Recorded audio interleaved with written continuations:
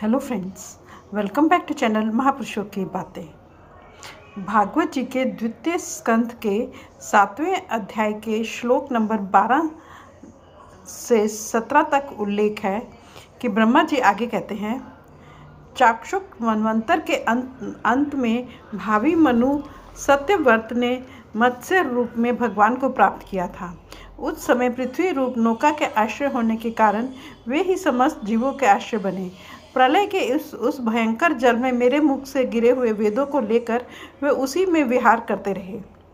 जब मुख्य देवता और दानव अमृत की प्राप्ति के लिए क्षीर सागर को मथ रहे थे, तब भगवान ने कच्छप के रूप में अपनी पीठ पर मंदराचल धारण किया।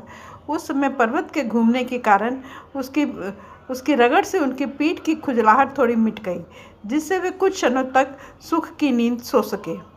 देवताओं का महान भय मिटाने के लिए उन्होंने नरसिंह का रूप धारण किया।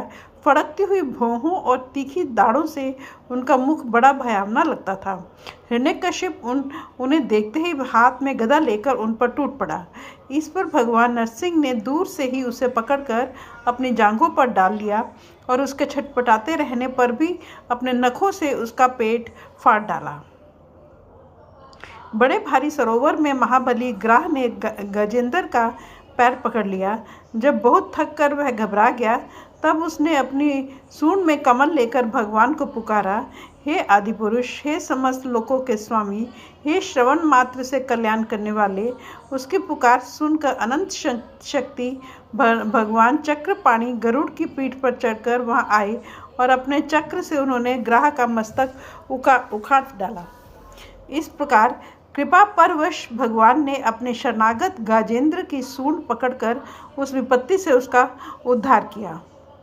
भगवान वामन अदिति के पुत्रों में सबसे छोटे थे, परंतु गुणों की दृष्टि से वे सबसे बड़े थे, क्योंकि यज्ञ पुरुष भगवान ने इस अवतार में बलि के संकल्प छोड़ते ही संपूर्ण लोकों को अपने चरणों से ही नाप लिया था।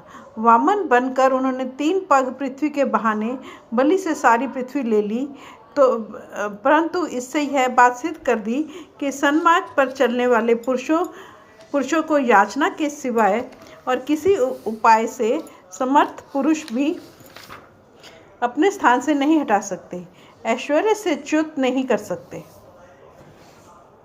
फ्रेंड्स, अपनी इस वीडियो को यहीं समाप्त करते हैं। अगले वीडियो में आके पढ़ेंगे। Thank you.